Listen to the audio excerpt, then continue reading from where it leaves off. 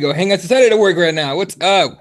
Welcome, ladies and gentlemen. Happy Halloween. It is Wednesday night, October 31st. I'm Eddie Law. That's Jesse Rubacava. That's Fred Kirby. And Jesse, we have a guest here today. If you want to go ahead and take it away. Yeah, again, joining us, probably still a little jet lag. I'm not sure, but we can ask Mike Afromowitz from Combate Americas. Mike, how are you doing today? All right, how are you? Great, great, man. Honestly, let's just jump right into it. Your show from Guadalajara over the weekend was hmm one of the most amazing shows for jiu-jitsu guys. I mean, you guys, I don't know if you saw it, Fred, but they had this arm bar attempt from the back by Standing. Victor Madrigal, correct? Where he got it basically all the way, like just it just looked nasty. If you go look at the GIF of it or the video of it, if you can, go back and watch that submission attempt. And then you had what was it, Odell Osuna with the triangle armbar submission, beating a guy who was undefeated. I mean, Combate Americas is always putting on a great show. From your perspective, Mike, how was that? How was just everything there in Mexico for you Hey, guys? hey, hey, it was great, but what about the Rojo fight? Did you guys see the Rojo fight? It was Rojo and Strader? That was wild. Did you see that one? Yeah, I mean, there's so many fights to point out. You guys, like, I know Campbell always says that you guys have a high rate of finishes and exciting fights. And I mean, just this card alone was one of those ones where it's lots of finishes, lots of excitement. But Yeah, it yeah, was definitely Rojo was exciting. it was a crazy night. I mean, I've been in the business like 16 years and I've never had a night where there were 10 out of 12 fights ended in finishes, 83%. I mean, it was crazy. It was like actually, we typically don't do 12 fights per card. We do like 10. And I was to be honest, I was getting a hard time from production of that, why they're 12, how are we going to fit it in? And then we wound up going short for the first seven fights, ended in first or second round finishes. So I turned around to someone, I said, we should have done 20 fights. I mean, because we needed at that point, there was dead time in between the undercard and we didn't go live on the air because, we have a TV slot. It was Central Time. So it was 11 p.m. Central Time. Usually we're on the West Coast, but in this case, we're on Central Time, Guadalajara. So we had like an hour and a half to kill. So we wound up in a spot because the fights ended so quickly. It was just a crazy night. When we're in Mexico, the fighters just, I don't know what it is. Fighters here are great. But when we're in Mexico, they just, I mean, the same thing happened in Monterrey. Maybe not as quick of finishes, but guys were just, and girls were just, I mean, destroying each other. It's exceptional. I mean, it's just unbelievable. Yeah, and speaking of Monterrey, you guys are going back to Monterrey, hmm Mexico with Goyito as your headliner. And also you guys are taking Froggy down there Yeah. in a really exciting fight against Levi Marroquin. Um, what, one of the things I wanted to ask you is this whole DAZN thing. I mean, when we first heard about DAZN, I mean, we were one of the ones that were making fun of it for the name, for hmm not really knowing anything about the app, the platform itself. And hmm now I think we all feel pretty foolish because now you guys have not only signed some of the best you know Bellator, you guys, what was it, is it Deontay Wilder or the other guy? Which one is it? Canelo Alvarez, right? Right, Mhm. Canelo was the most recent one to sign, but they also have one of the heavyweight boxers. Either way, Anthony the whole Joshua. Joshua, correct. That's the one. You guys have now taken, the zone has now taken most of the boxing, heavyweights, and now you guys. So, like, was this the plan from the beginning? Was this what you guys, had kind of been told before, and that's why you guys decided to join the zone, or was it more like you guys took a risk and now it's paying off really well? it was a combination. I mean, it's not, we didn't just jump into anything. We evaluated the opportunity really thoroughly, and it just seemed like, the vision, was really strong. And John Skipper runs it. I mean, he's ran ESPN for many, many years. He's, a very famous guy in the sports TV business. He ran ESPN, so he's got a guy that's a visionary type, and when you have somebody like that at the helm, and we vetted the opportunity very carefully. Jack Hernandez, our president, was responsible for that, and it was a really good opportunity. It was like they were intending to disrupt the pay-per-view TV model, and they had just done a deal with Eddie Hearn, and we did not know about Canelo, so it was more about the opportunity for us to distribute in English live, and in the U.S. and Canada, and it was a really strong opportunity. So we took a leap of faith, and now right behind that they got Canelo. And it looks like, I mean, a report came out that they were in talks with Triple G. So that's pretty wild. I mean, if they would lock up both those guys, and so I imagine there's a lot of conversations like that going on there. With whether it's just in combat sports or outside of combat sports, but they're definitely on a really strong trajectory right now in terms of snatching up available rights. So let me ask you this. We were mentioning at the start that, the whole Ben Askren trade thing with Demetrius Johnson and the rumors floating out there that the UFC is thinking of getting rid of their 125 division. So Mhm. with you guys being such a strong presence in Mexico, there's a lot of Mexican fighters in the UFC that, are might be looking for a job. Is that something that interests you guys in maybe acquiring some of that talent over there, or maybe even uh, you know, trading with the UFC, or is it more like you just are looking to pick up some guys from them? It really depends on the available talent. I mean, certainly, a good weight class for us. So it depends on who becomes available, really. So, and we'll evaluate that on a case by case basis. So, I don't really know, much about the trading aspect, or what's going on with trading, or if it's, if it just appears that way optically, if that's what just happened. But regardless, I mean, any available talent, that becomes available in that weight class or others, we'll look at it on a case by case basis, and if it's right for us, then we're going to pursue it. Right. Yeah. And the other thing I wanted to highlight as well is that you guys are also later on in December are having the first ever 8-man one night tournament in California Hmm. in Fresno, your Copa Combate. That was a success last time you guys did it down in Mexico. Now you guys are bringing it to California.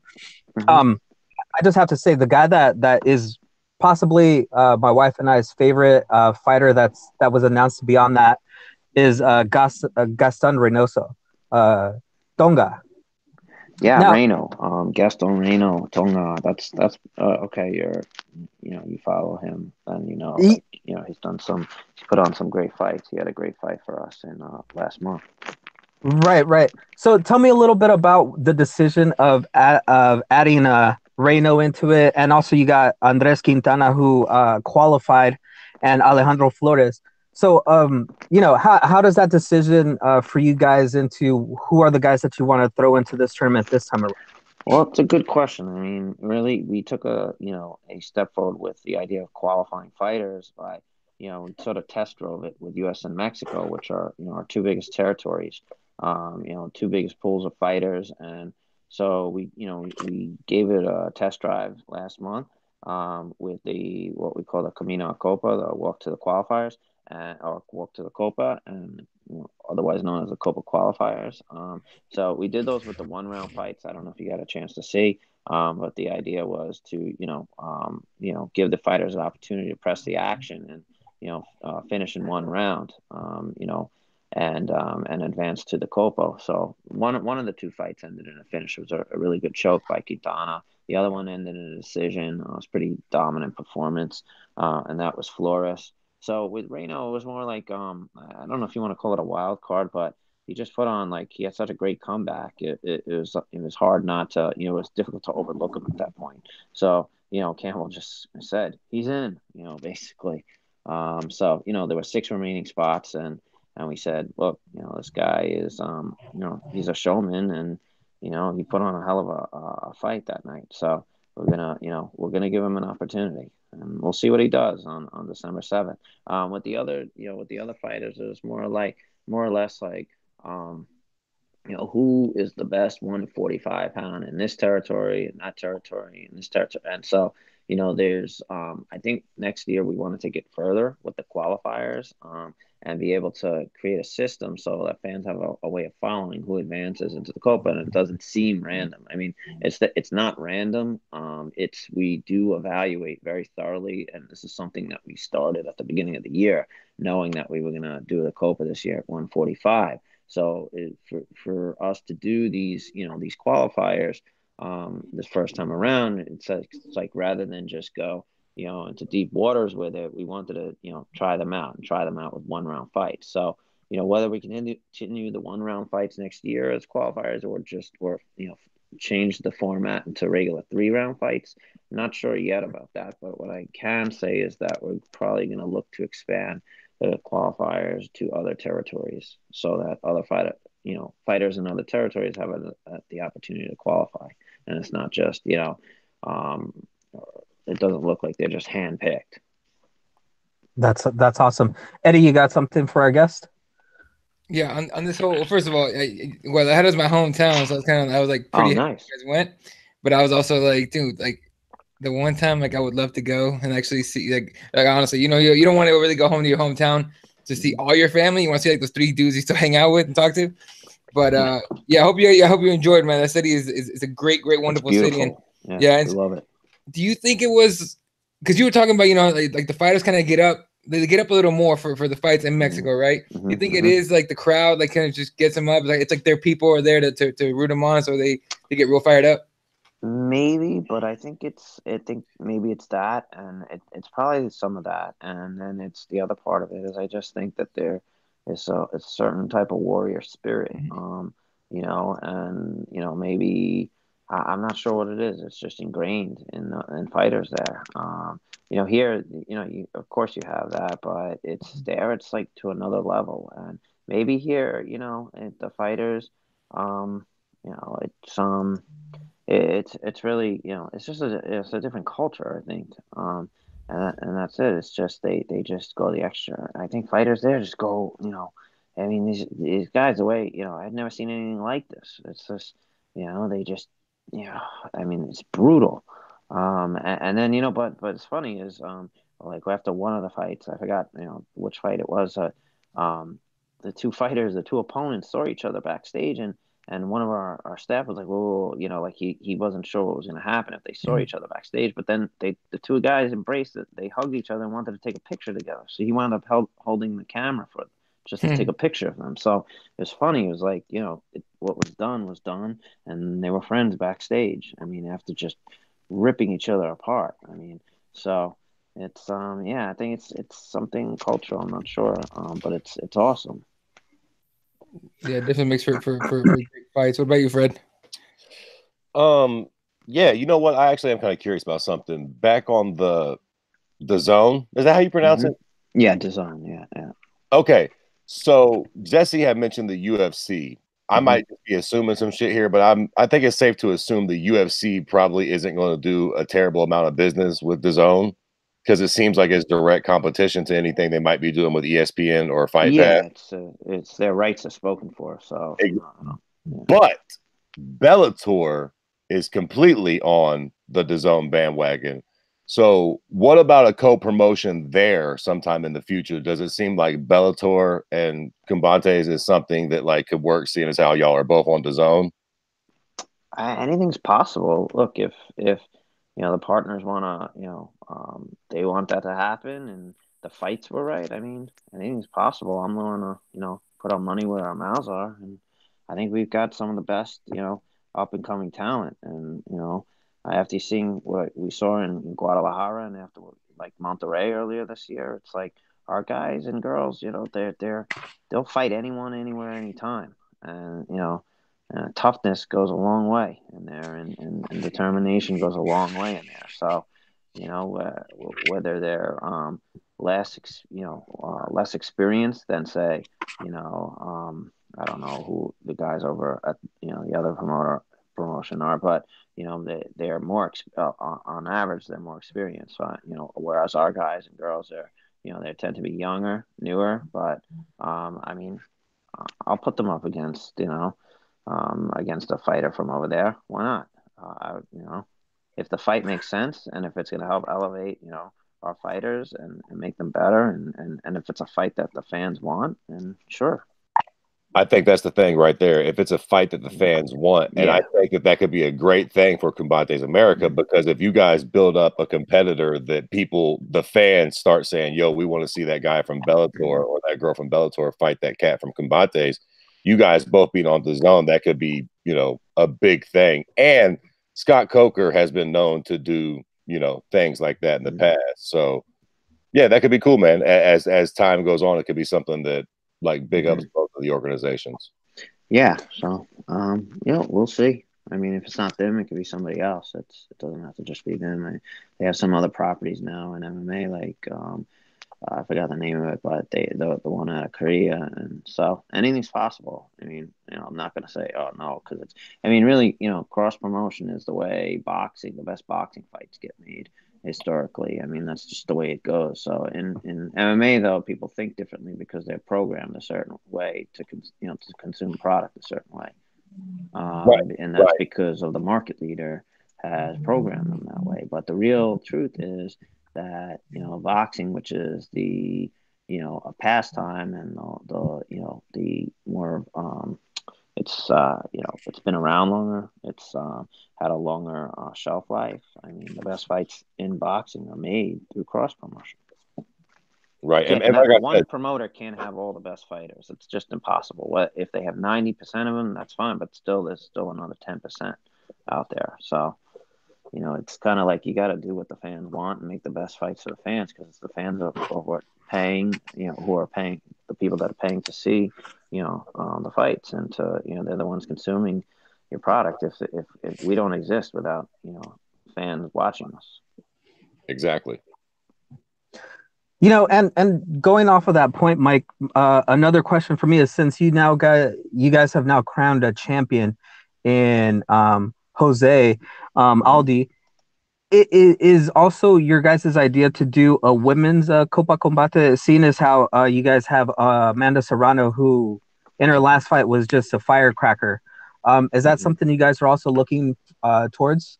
I mean, it's possible in the future. It's like, at this point, though, I don't think the depth of our women's division is great enough and to do that. But definitely,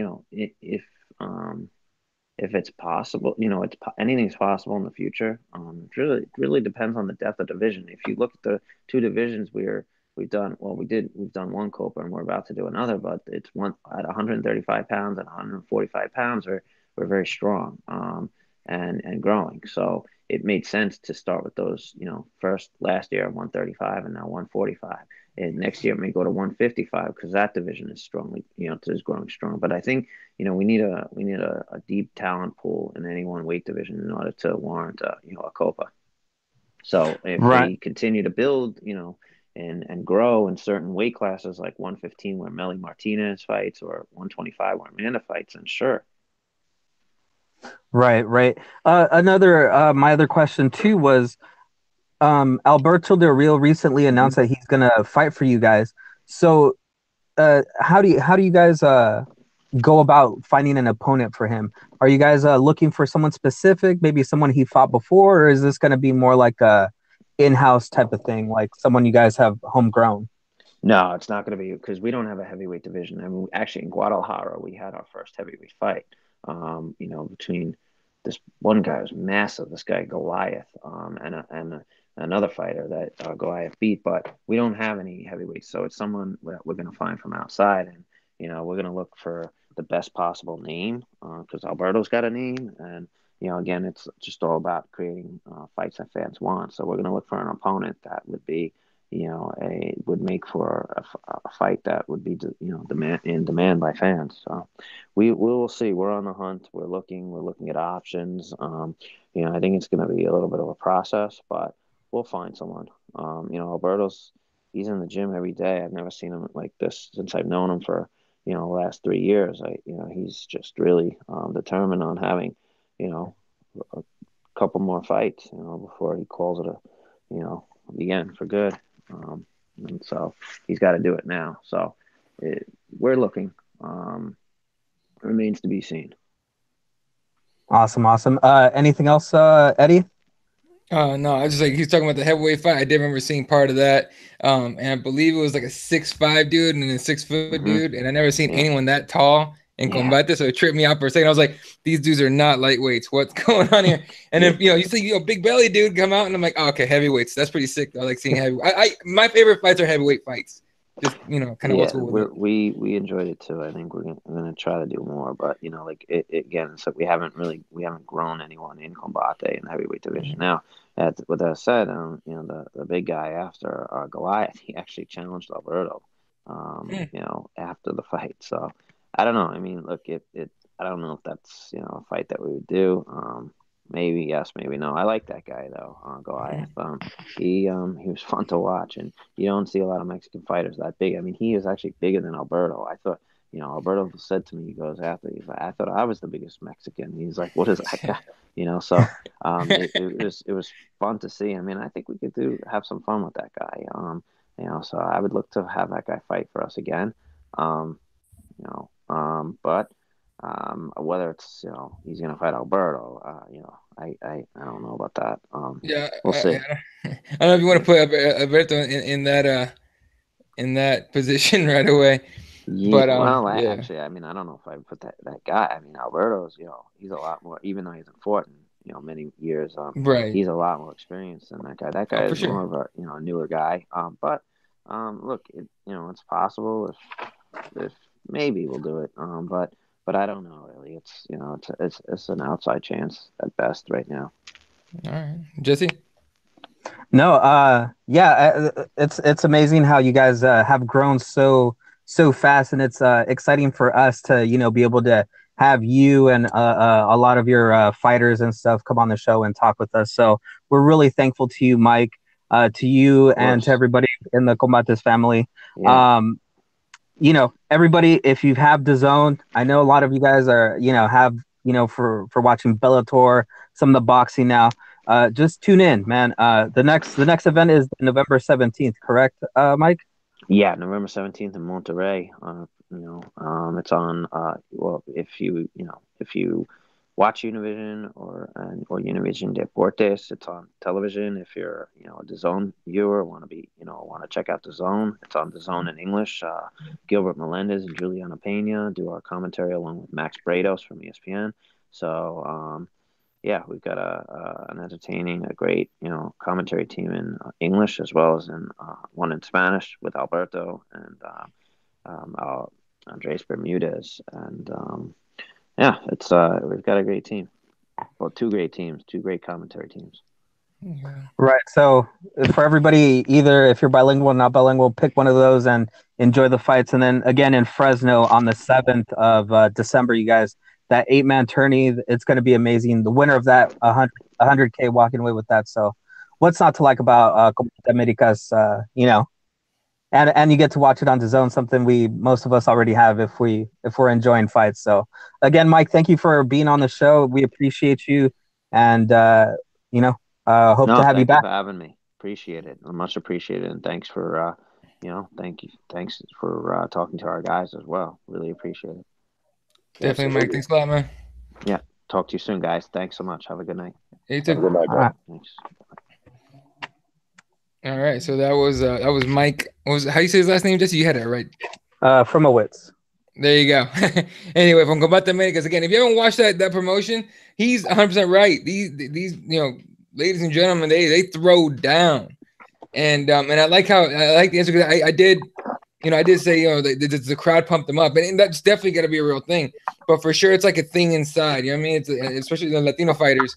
We're some really we're firecrackers, dude. We'll go. But yeah, anyway, all right, moving on here. I know we talked about it a little bit last week, but it wasn't official. It was a rumor. Ben Askren going to the UFC. Demetrius Johnson, best flyweight ever, going to 1 championships and actually went down. So again, we did talk about it a bit with Mike here.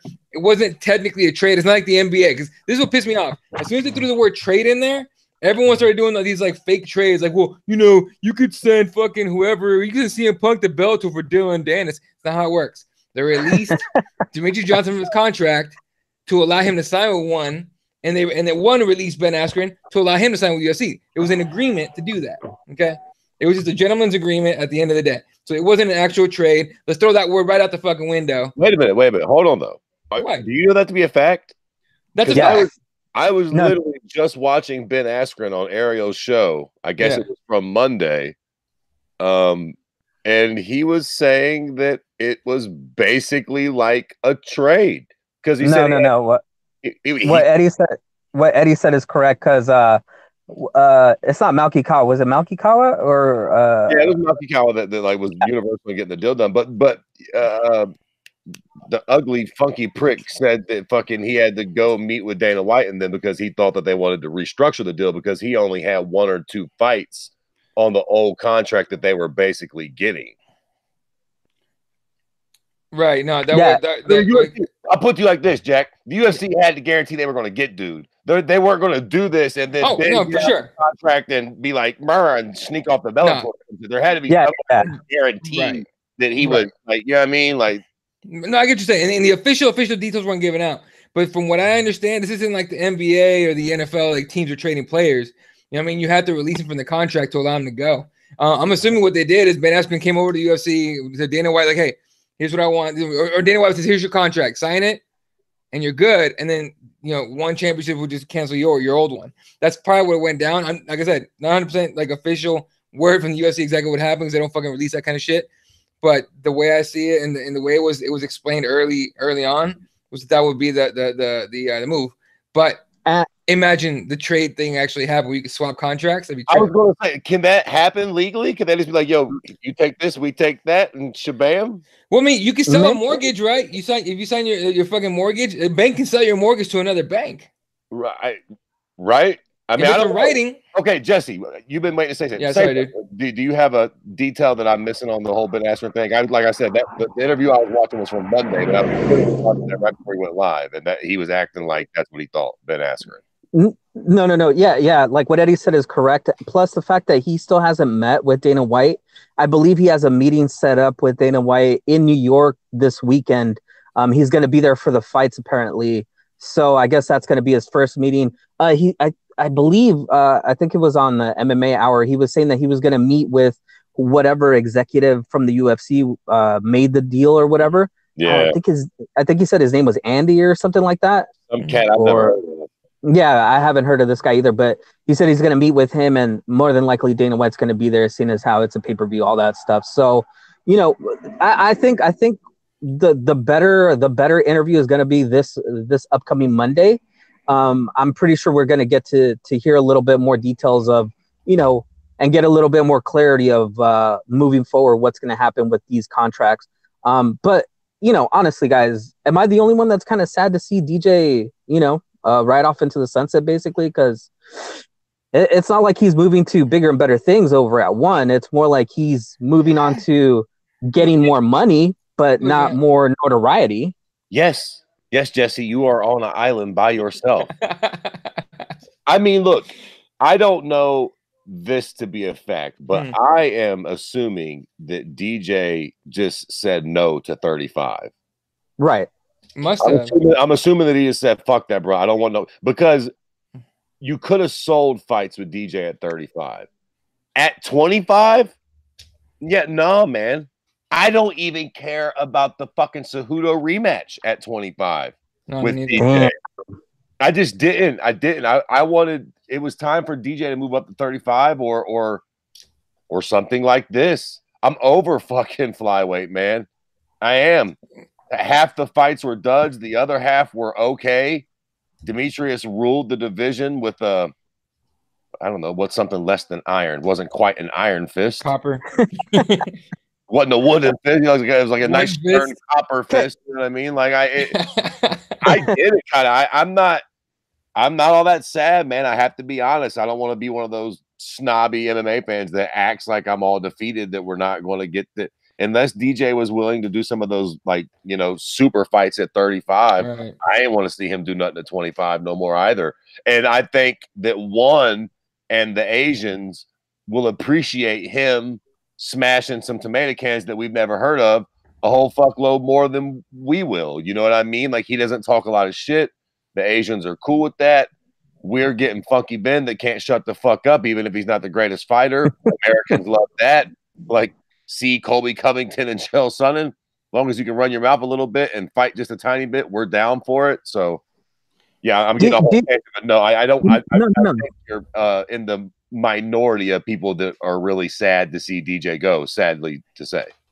Can I say, though, you are the epitome of the MMA fan at this point. The fan that was like, DJ, the boring guy that I guess was winning. I didn't even watch his last fight. Oh, this guy's talking a lot of crap about everybody. Oh, hell yeah, I want to see that guy fight. So, like, you're right in that range of where this trade, or not trade, but this release of contracts is perfect for, right? And you know what, Fred, I agree with you. I think this is the best for everybody. DJ didn't want to be that guy that, you know, was talking up, you know, fights and everything. And Ben Askren is the guy that wants to do that, wants the notoriety. And what I'm really impressed by Ben Askren is that he has stated that he doesn't care who he fights. He just wants to prove that he's the best. So if that's the case, that, you know, that he wants to prove that he's the best, then let's go. Let's see him fight the Colby Covington, the Kamal Usman, you know, the GSPs, and let's see it. If that's really his stick, then let's go. Look, to be fair, I've yet to see a good reason to bitch about this. I'm waiting on it. Where's the good, like, financially speaking, it makes sense for the UFC, you know, and that's a weird thing to think about too, to be honest. Like, we look at the UFC as such a big catalyst, almost like you almost can't really become famous without being in the UFC. But then take a prick like Ben Askren. He's never had one fight in the UFC. Demetrius Johnson has been the king of a division in the UFC, headline cards on fucking Fox like 9 times, has had the UFC machine. I mean, everybody can complain, cry their little eyes out about how the UFC didn't promote Demetrius Johnson, whatever the fuck, man. They gave that dude headlining slots on some of their biggest platforms they got. What the fuck else are they supposed to do for that dude? You know what I'm saying? Ben Askren has been wrestle fucking people in China for the last 6 years. And he will come in, and if they match him up properly, his first fight on pay-per-view will probably do more numbers than anybody they could have matched DJ up against. Colby. Now, I don't know what that means, to be fair. Like, yeah. I don't really know why that is. Everybody makes such a big deal about the UFC's marketing. Well, how do you explain that? Maybe we don't give the hardcore fight fans enough credit on the influence that they hold over the casuals. Because I'm going to tell you something right now. Ben Askren is not fucking known in the goddamn mainstream of things, but he going to sell a lot of pay-per-views. So how's that work? Well, I think you're right, Fred. I think that the shift in the casuals and the hardcores is starting to happen. And I think the hardcores are starting to push the media and, you know, the casuals' minds into, like, appreciating certain aspects of the game. Probably not all the best aspects of it. It's just the aspects that, you know, I think we can all come together and enjoy. Like, you know, the hyping up fights, the being exciting, the good finishes, all that stuff that I think we can all agree upon. And I think it takes a special, unique, hardcore base that like me that enjoy DJ and enjoy what he did and appreciate what he did. And to me, I'm kind of sad because we're losing one of the best fighters, you know, to ever do it. One of the most respectful mixed martial artists, a real, you know, martial artist, to nothingness, like to a place where, yeah, he's going to make a lot of money. Yeah, he's going to be popular in that sector, but he's no longer going to be on our radar as he would being in the UFC. So to that, I'm sad, but I'm also happy that we're finally going to get to answer the question of, was Ben Askren always as good as he always said he was? You know, so I mean, I'm torn as a hardcore. So Go ahead. Let me ask you this before we get off of this, because Yeah. you bring up some good points, and it's just got me to thinking about Ben Askren and making me wonder why he does got, I mean, I know why he has so much hype and whatnot, but like, how important do you think being undefeated is? I feel like the fact that he's undefeated, there's always this air of what if about him, and it keeps that type of mystery alive. You know what I'm saying? Right, but and I also think the other thing is that now you have Khabib, who's a wrestler who's undefeated. You have GSP, who's come back to reclaim a title and walk away because he's not being challenged, and you have Tyron Woodley, who's also a great wrestler, and a champion. So you have three guys that could be considered the greatest of all time, and you have a guy who destroyed everybody at Bellator, and then tried to come to the UFC, and then I think that whole backstory with Dana White about Dana White telling him, you don't have anybody under your belt, go get some fights at what was it, whatever it was back in the day.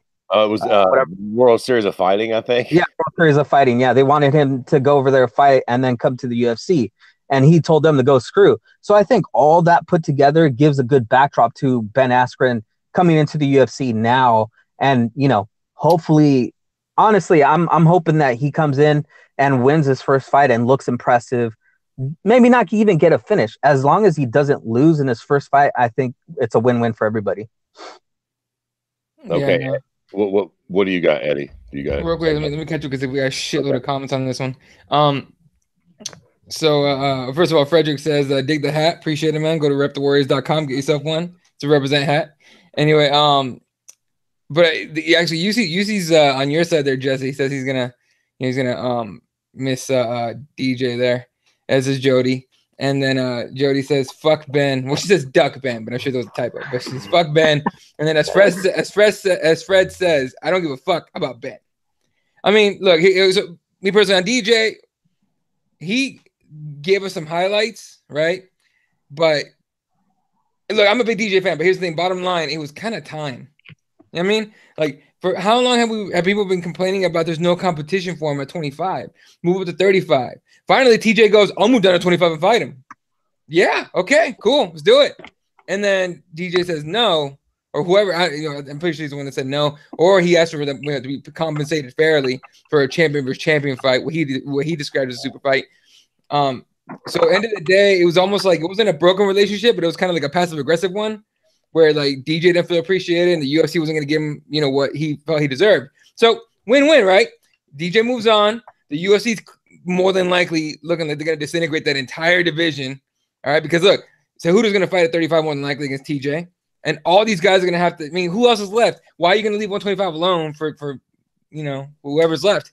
So DJ moves on, gets paid, gets the respect he deserves in Asia, just like Fred was saying. Very respectful fans, very respectful fan base that doesn't expect shit talkers or care for shit talkers. And he gets paid. Ben Askren comes over here, finally gets to prove he's the best welterweight in the world that he's been talking about for years. Right? He's made his money already. Now time to prove it against top names. It's a win-win the way I see it. I'm gonna miss DJ, sure. The mousetrap stuff. I'm not getting up to 2 in the morning to watch one championships, but fair win-win. Fred, let me ask you real quick. Okay. You heard Eddie Alvarez talk about his deal with One, right? And he said that he's in the 8-figure getting paid. Do that? Yeah. Wait. And so from what I forgot who mentioned it, but so DJ is getting paid more than what Eddie Alvarez is getting paid. He should.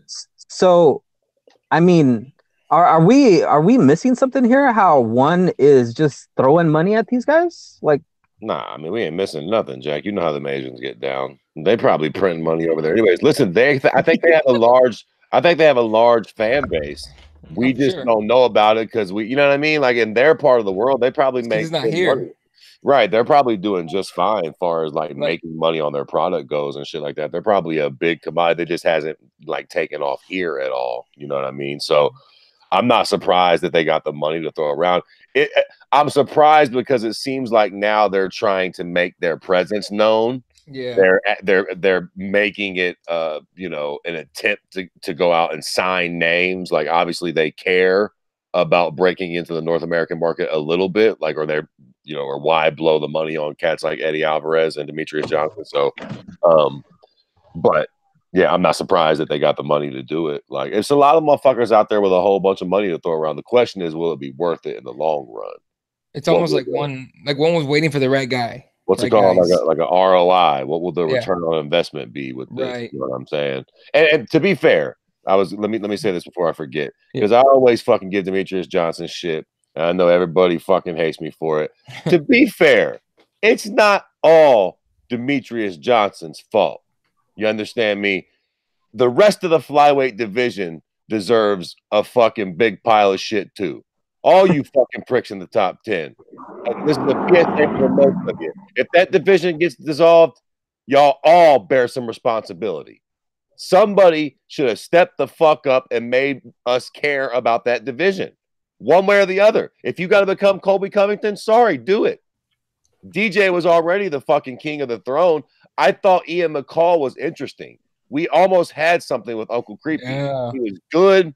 They were competitive, but then shit happened and he kept getting injured and sick and he just couldn't get back in there. And it felt like if flyweight would have had like 2 or 3 Uncle Creepies and DJ at the helm, I swear to God, I think it sticks around. Yeah. I swear, like, people make the argument that they were too small. I think that's goofy. That's stupid.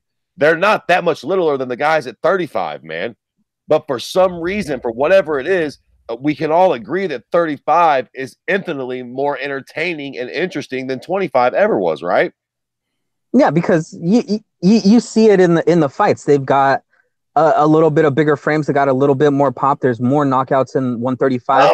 No, I don't like bigger frames and more pop. Pop these balls, man. They're not that much bigger. There was more talent at that division, and the guys made themselves more known.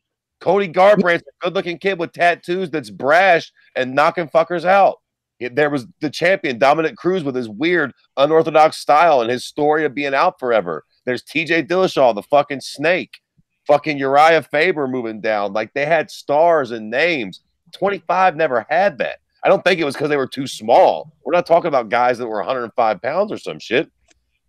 A lot of these guys could fight at 35. Henry Cejudo's boring. Most of them can fight at 35, and I think Henry Cejudo never wants to make 125 again.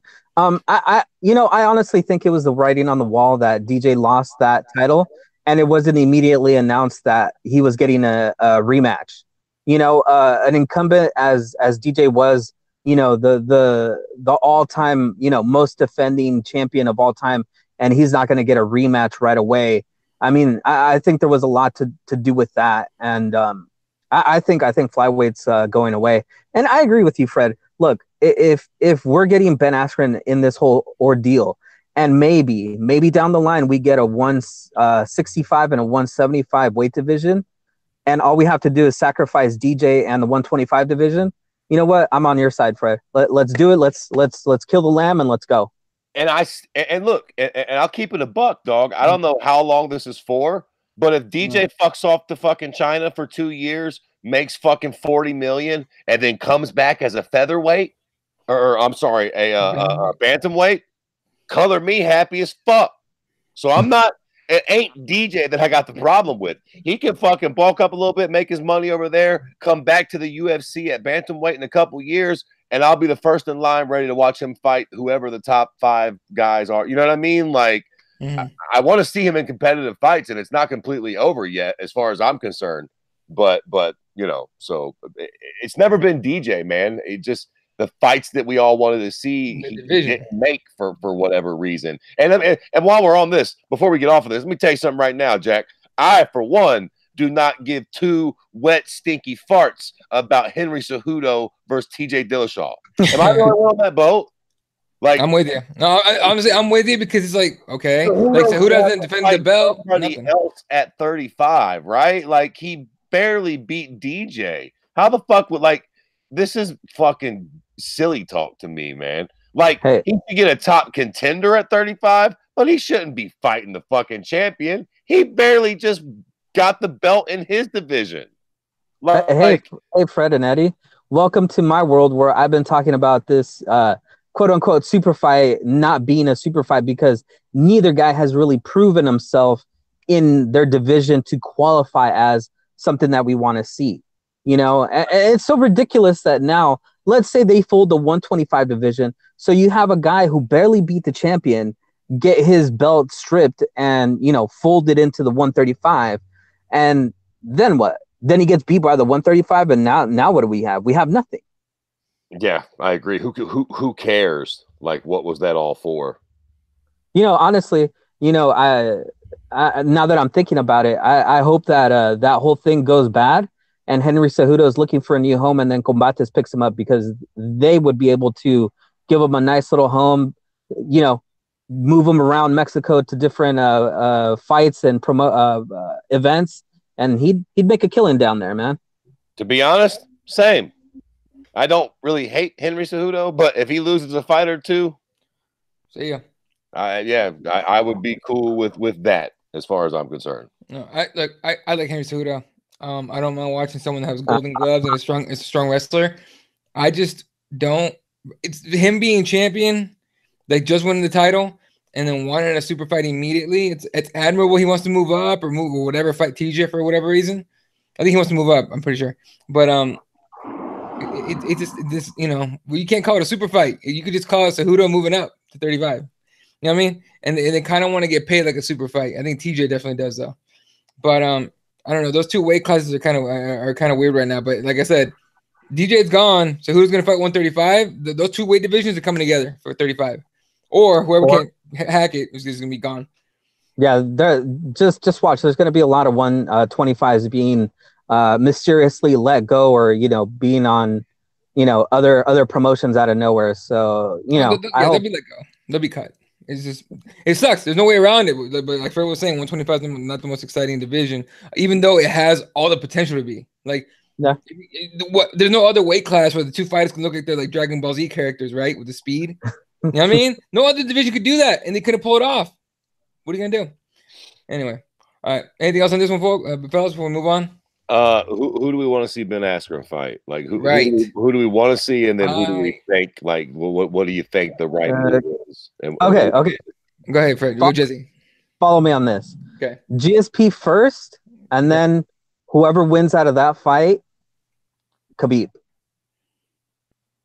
Oh, I'm not angry at that. I'm with you on the GSP thing. I think that the go-to move for what I want to see and for the best thing for the UFC, I think, is, you know, maximize as much money as you can get.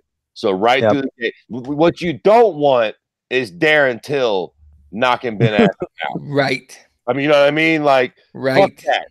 You're signing Ben Askren. You're doing this big thing. You're trading Mighty Mouse. If we can get George in there, throw the bag at George. Try to let dude either prove that he is that good or let our boy stomp him out. And at least then we can still milk one more good fight, because nobody cares if you lose to George St. Pierre, right?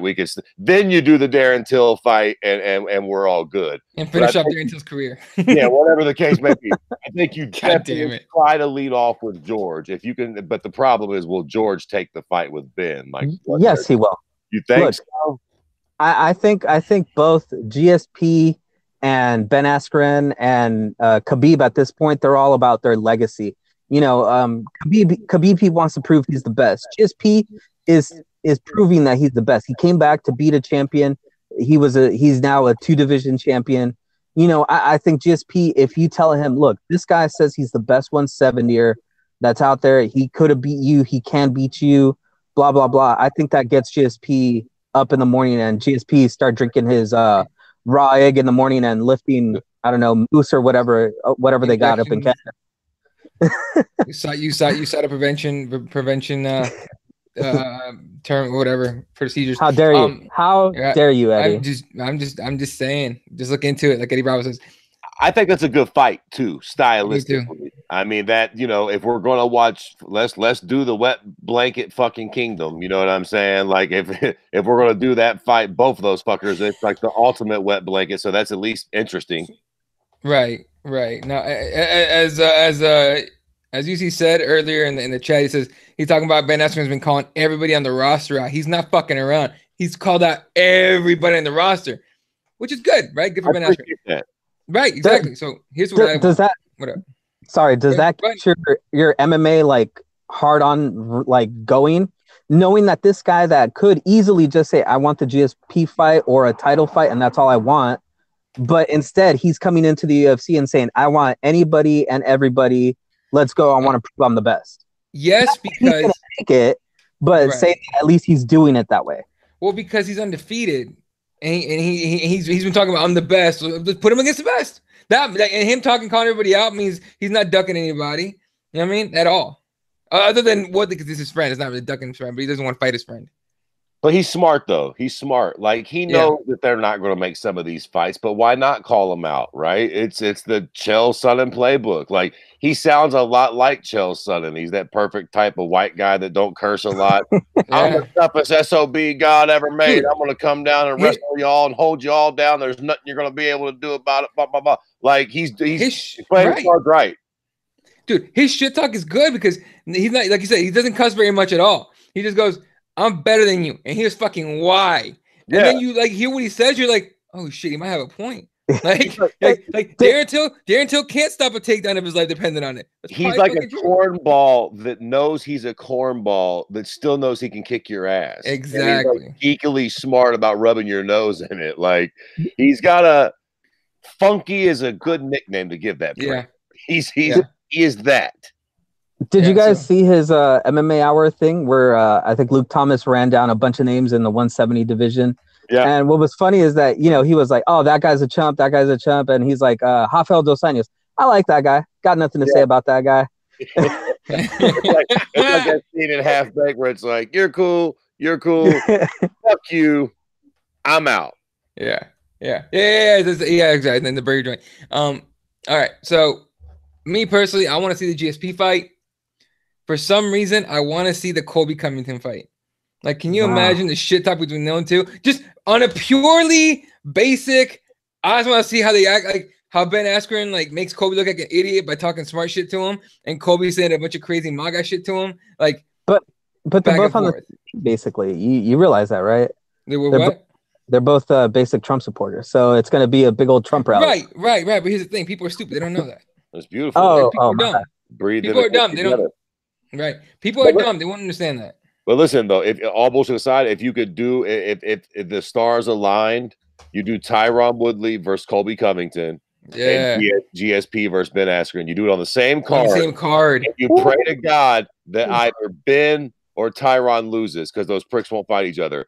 Yeah. As long as one, because you could do George versus Tyron afterwards, hypothetically, if George, you know what I mean? Like, what you don't want is, and even then, maybe you build 65 or whatever the case may be. You figure out something to do with Ben Askren. But I think that's the move. That would be a huge pay-per-view. And you only need a couple things to happen for you to have a big fight after that, too. So now, with Ben Askren, what? No, I was going to say, let me add to this and then invite the president to that pay-per-view. He's fucking he ain't showing up to that shit. Well, he might. He's Dana White's buddy. No, but okay. Yeah, that's fucking up. Here's what, and it's been hinted at. Okay, but Askren will not fight Tyron Woodley. It's not going to happen. So I believe he's the one that said, what about a 165 division? Yeah. It wasn't enough that Nate and Dustin said it. If Ben Askren comes in and starts, wrecking dudes, might not be a bad idea. You know what, though? Look, man. I love the Diaz brothers. Let me preface this by saying we share a lot of common interest. I fuck with the Diaz brothers, but I swear sometimes I think these dudes just don't know. Like, just chill. It looks like, for all intents and purposes, we're gonna get that 65 division. It looks like they're gonna fold flyweight, and it looks like we're gonna get that division because there's a lot of I feel like if Nate would just fight, keep his star big. God forbid he wins a couple. You're going to be right there, my dude. You just can't play ball for 2 fucking seconds. I mean, think what you will about Dana White, but look, we about to watch Ben Askren fight in the UFC. Everybody not named Fedor Emelianenko has fought in the UFC. Dana White has hated a whole bunch of motherfuckers, and they still get the fucking deal done. Nate, bro, y'all got to play the game a little bit.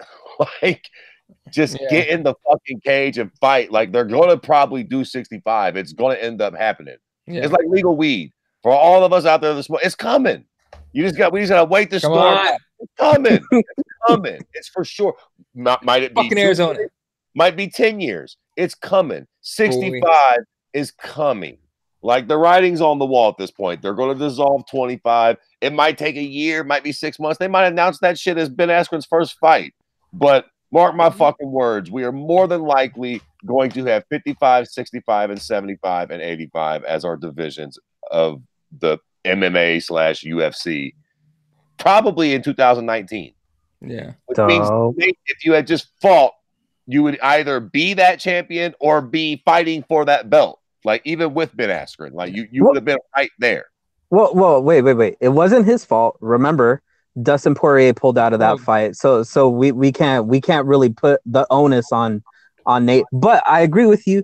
Had he been fighting this entire time and instead of sitting out waiting for the perfect fight, 165 would have been a thing right now. I think an opportunity would have arisen already.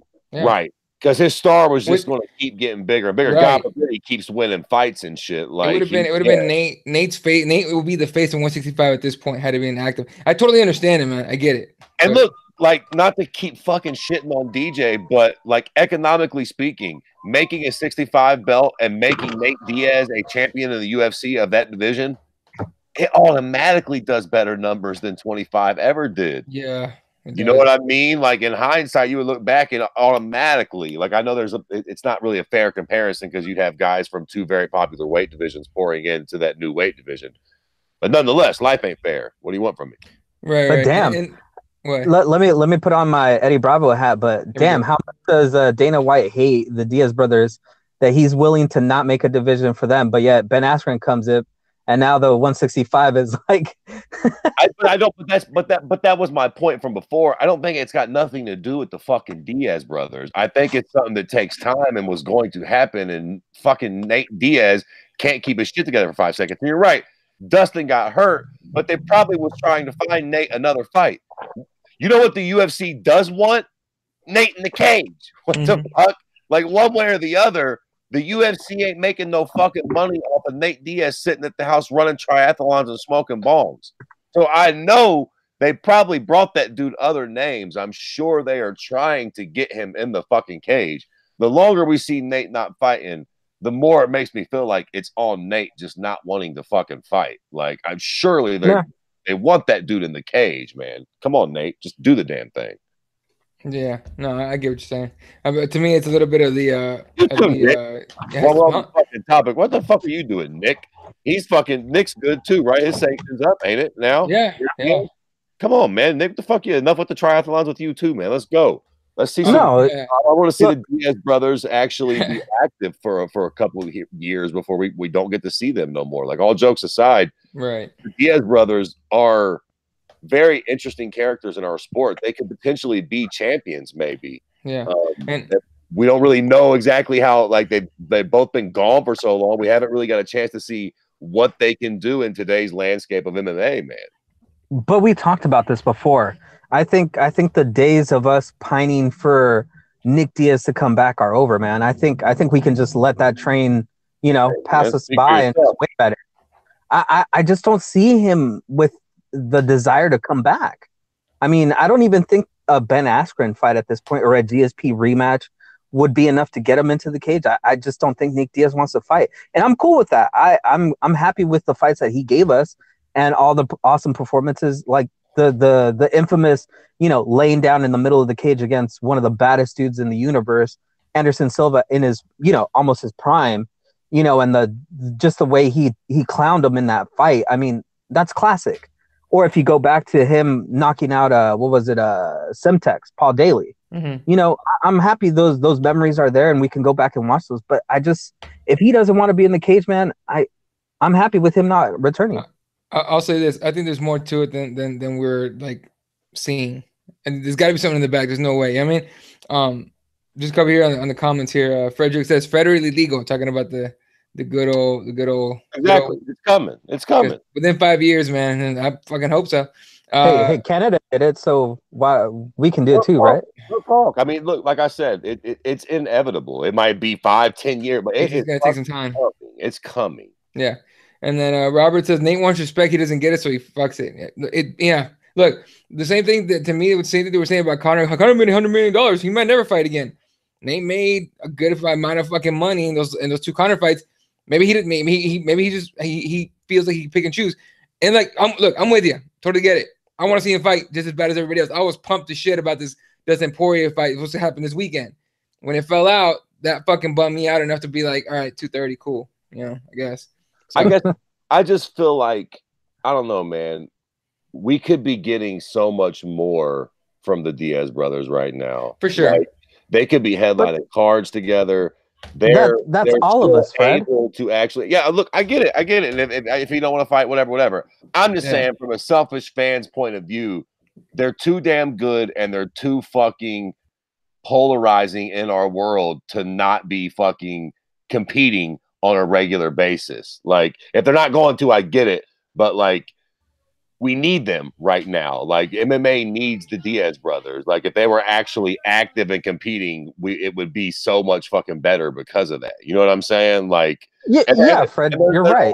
They're getting a bit long in the tooth. They're starting to get old. Like, we don't have 10 more years of them. They need, like, you know what I mean? Just, it's kind of strange to think about the fact that these 2 dudes, you know, when they're sitting together chilling in LA, smoking a fucking blunt at the end of the night, it's like, yo, why don't we get together and come back and just change the fight game?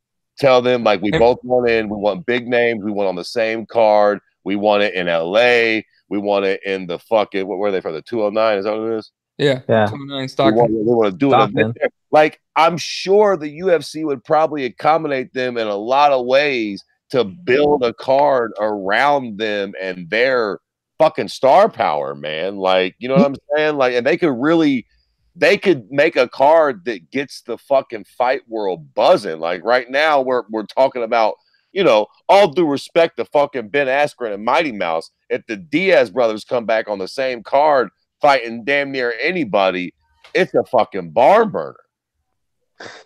You're echoing, I think, and you know, anybody in the comments can disagree with me, but I think you're echoing what we all feel, Fred. We all feel the same way. We all feel that, like, we just need the Diaz brothers back fighting and on a card so we can all, like, be rescued from, you know, this cookie cutter mundane UFC that is happening right now. We need that Diaz brother presence, and we all miss it. But on the other side, man, I mean, they're part of that old guard, man, and it just seems like maybe that time is up, man, and now it's the Colby Cheese Covington and, you know, Conor McGregor era, and maybe we're just hanging on to that old era and we're never gonna get it back. No, no. Fuck that. What that is like Rage Against the Machine. You understand me? Rage Against the Machine needs to get back together and tour before one of them fools dies. Yeah, I need real talk. I need that. I fucking need that. And once they die, you can't do it no more. Right. Like, we need to make this like one, and not that fucking one of the Diaz brothers is going to die, but, you know, we're going to turn around and Nick is going to be too old to make that return and to actually compete at his best. Right now, they could actually do it. You know what I mean? Like, isn't he too old? Isn't he around my age? Shit, Nick's probably what, 36 or something? No, he's like 34, 35. Yeah, I mean, Nick is, you know, and he's the old one. So I mean, they could still do this. They still got 2 or 3 years technically in their prime. Quite frankly, other than the fucking weed, they treat their bodies pristine. Yeah, he's 35. Yeah. 35. There you go, man. And like I said, the way Nick Diaz treats his body and the way he eats so clean and shit, he's good. He's got a solid 2 years where he could come back and get another 4 or 5 fights and really, you know, make a lot of money and potentially really put a different spin on his legacy. I think it's easy to discount the Diaz because of their losses in MMA, but Nate beat Conor's ass. Mm-hmm. Nick Diaz, as you just said, fucking laid down in the middle of the ring with Anderson Silva. He might not have got the W that day, but, like, who else can clown Anderson like that and live right? Nick didn't get knocked down in that fight, did he? If I'm not mistaken. Yeah. Anderson didn't even Anderson the whole time. Yeah, he took a little bit of a beating, but that's what they do. Again, I think if Nick was fighting Anderson in the alley, Nick probably comes out of the alley. Yeah, probably. You know what I mean? Anderson probably would have got tired of punching him in the face. Yeah, fucking just real quick. All right, so just to move on from this real quick, I typed in how old is Nick Diaz in Google, and it came up with a bunch of people. Nate is 33. GSP's 37. Anderson Silva's 43. John Jones is 31. For some reason, Dana White comes up, he's 49. Connor's 30. Here's one that weirded me out. Tyron Woodley's 36. Yeah. I didn't know he was 36. Yeah, and that sounds about right. Like that's not, motherfuckers fight to their 39 or 40. It's not that uncommon at all, really. And his style really helps out. He doesn't absorb a lot of damage, just like Ben Askren. Ben Askren, he's, I think mid-30s, and he's still pretty pristine. Yeah. No concussion, hasn't taken much damage, so he's good to go, man.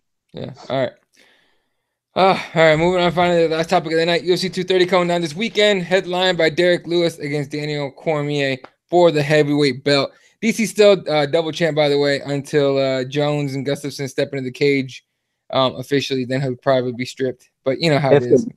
If they do, unless they catch John with that nose candy again. Hey, there was a fucking meme that was like I forgot what animal it was. It was like big, big animal. It says John Jones's career, and there was like a bird shitting on it with it was like a trickle of shit going down like the middle of his face, and it said John Jones's personal choices, ruining his career basically. I was like, whoa, there you go. UFC 230.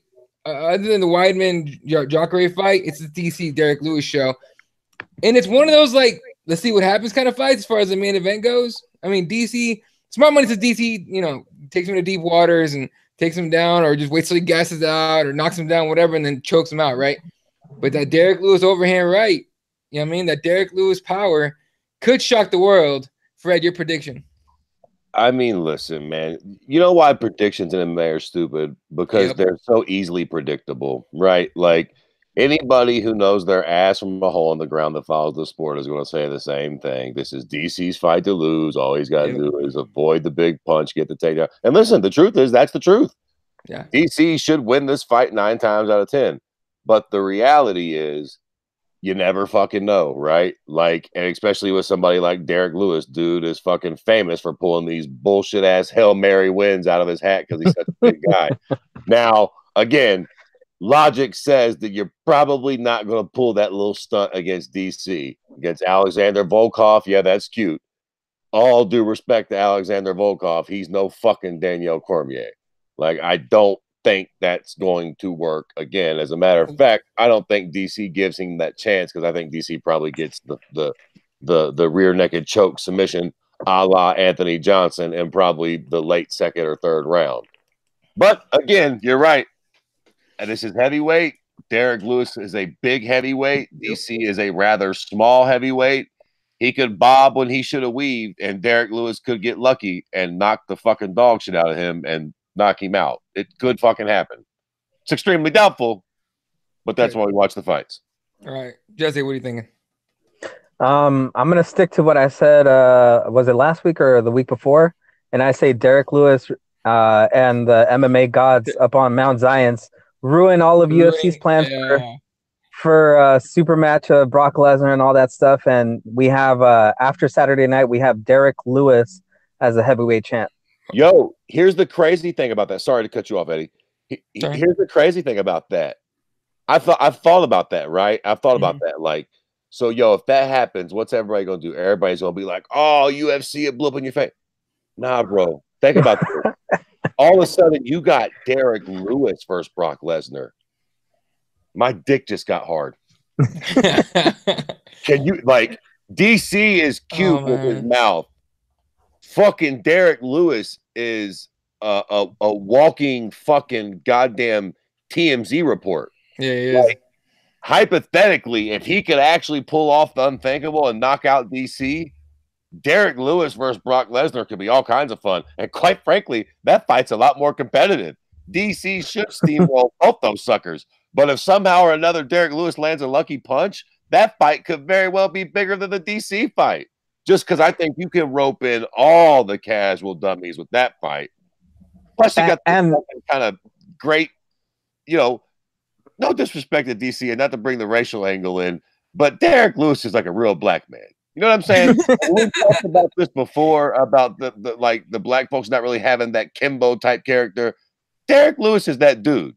He's not like fucking John Jones. He's not like DC. He doesn't have this kind of primpy, primered, You're not going to see fucking Derek Lewis hosting the Tonight Show after any of this shit. You know what I mean? He's going home and banging his old lady. Probably the type of character that would enjoy a little bit of Hennessy and some barbecue. You understand me? Like, I think he'll resonate with a whole different crowd, hypothetically, if he can pull it off. So they put themselves in kind of a weirdly good spot. If Derek Lewis gets lucky, he is, fool's gold to a degree. Like, of course, he's going to eventually get exposed by somebody. Right. But you can really ride him into some big money fights because he's so fucking – and he's, he's big and intimidating looking. For the motherfuckers that haven't seen him lose to the cats earlier in his career, you could really sell him as, what the fuck, his nickname is the Black Beast, for Christ's sakes. Yeah. Eddie, correct me if I'm wrong, but hasn't he only lost one fight in his last 5 or 6 fights? And his last Derek Lewis? Derek Lewis, I believe so. Yeah. I think he's 9 out of 10.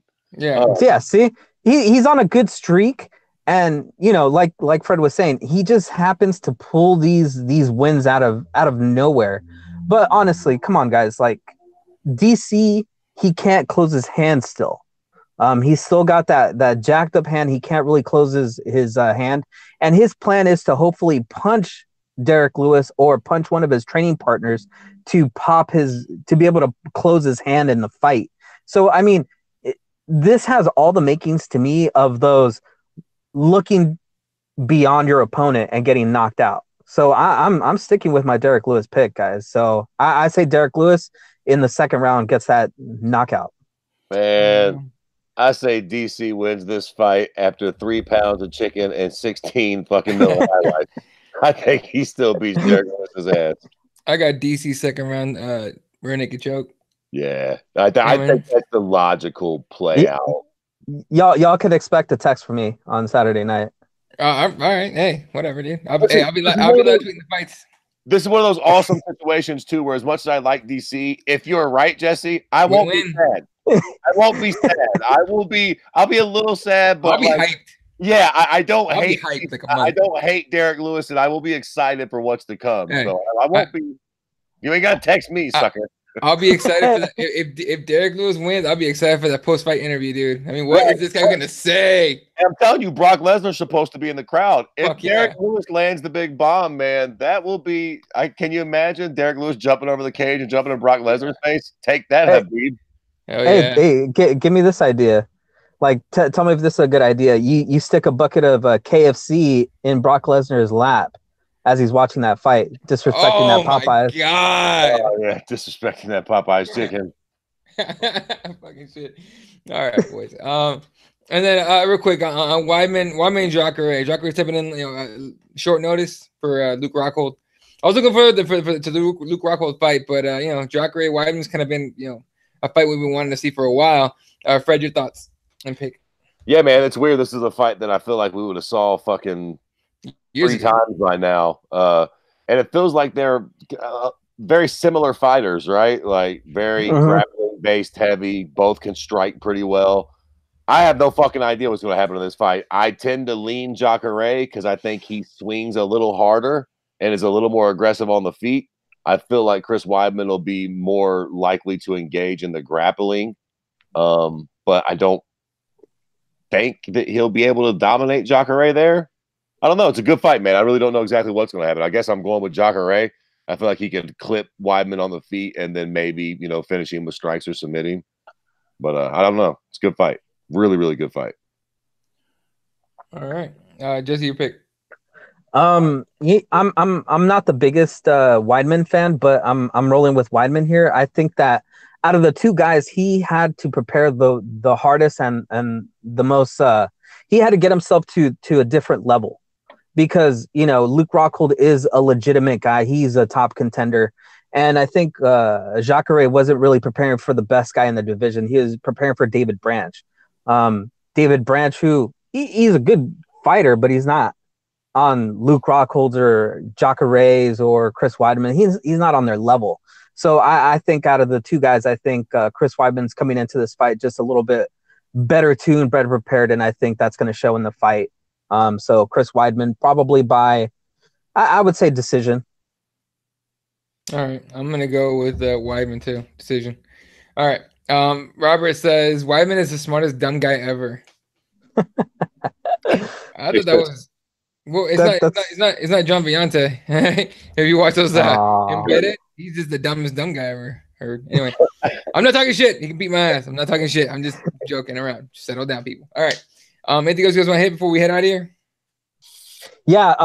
Did you guys see the video? I think Jeremiah posted in the chat, or not in the chat, but in his Hardcore MMA Facebook page. What was it? Damn it, what's his name? The guy that fought Anderson Silva then got popped for steroids immediately after. Stephan Bonner. Stephan Bonner, there you go. Oh, yeah. Was just arrested in Vegas. Was it yesterday or today? With a possible DUI, and a bunch of people had to hold him down, and he was like just dead drunk. Yeah. Driving around. I literally was looking at that video earlier. Yeah, I seen a little bit of it. I'm about to look it up. Hey, listen, man, it is what it is. This is why you don't drink and drive, kiddies. Dude, it was fucking midday. Listen, yeah, it's pretty the bad. The sun is out, dude. Hey, Stephan fucking Bonner. You know what I would be doing if I was Stephan Bonner? First off, I would keep that fight with Forrest Griffin on a goddamn little floppy disk in my pocket so I could whip it out and show that motherfucker to every bitch that I meet. I would be drinking champagne in the mornings. I mean, he's like one of those type of guys. You know what I'm saying? Like, Dude. almost famous. Just enough to be fucking like deranged. Dude, they're literally dragging him out of the car. He's fucking roasted. It's sad. Dude, that's fucking sad as shit. What the hell? They didn't need like 8 guys to hold him down. Goddamn. My favorite is if you could hear it, Eddie. At the end, one of the guys is like, "You picked the wrong guys to mess with, bud." Like, yeah, right, guy. Like, you know if that was a sober Stephan Bonner, and he would have wrecked all you guys. Yeah, if he was sober and you guys were all standing outside, he'd fuck every one of you up. You like this shit the fuck up. Damn, that's sad as shit. Where is this? You know? I think it's in Vegas. Yeah, it's in Vegas. Dude, where's this motherfucker's family, dude? Fuck. Pass for being in Vegas. What are you gonna do? He's in Vegas. He's hammered. It's fucking noon. Goddamn cops are blowing your vibe. Aren't they supposed to order you an Uber in Vegas and send you on your way at that point? Dude, where's his family? Oh, fucking all right. That bothers me a lot. So where's your family at, dude? Fucking hopefully they fucking do something now. But yeah, obviously you don't know their personal relationships or shit. All right, boys. Anything else? Yeah, as usual, I always plug Eddie's morning tokes when he actually puts them out. Damn it, Eddie. You're not getting me through the mornings no more. And then Fred, you finally back again. So I got that queued up. I'm gonna listen to that during my tonight. So I'm excited. You guys always bring out the content. So if you guys, anybody out there that's still listening to us, if you're not listening to these guys, you got to at least be entertained for a little bit. Appreciate that. Yeah, always appreciate it, bro. Anyone doing anything for Halloween? It's probably late everywhere. I mean, it's fucking near midnight for you. Oh shit, yeah, my kids got school in the morning. And then daylight savings time. Yeah, daylight savings time ends this week, I believe. So I'm gonna have to fucking put out. Yeah, it's about time to start putting up the fucking goddamn suicide watch notices around these parts, Jack. It'll start getting dark at 6 o'clock and shit. Motherfucking bad like a motherfucker around Ohio, Jack. Yeah, it gets weird around here too. It's fucking just weirdo. All right. If nothing else, you can follow Kirby at Kirby_MMA. You can follow Jesse at Spawat1983. I'm at Elo31, and the show is at Keyboard MMA. Shout out to Represent, repthewarriors.com. Get yourself one of these hats. The Halloween shirt, I believe they're almost sold out, but I got the Halloween shirt on time.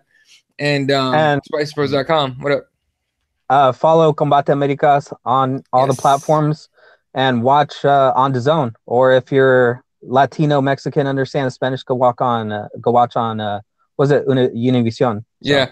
Even if you don't know Spanish, don't matter. All right? Like, it don't matter. Just watch the fight. Learn some Spanish and where you're going. It's all good. You can be like, oh, Mata Leon, what does that mean? Look it up, fucker. You got Google. All right? All right, boys. All right. Y'all have a good night, good evening, good morning, depending where you're on the planet. Shout out to Frederick, Robert, UC was here. Jody was here for a while. Who else we had? We had Uncle Hanky was way early. And anyone that fucks with us, we love you guys. You guys are the shit. Catch you guys later. Get some sleep. Have a good day. Good night, Wilshire.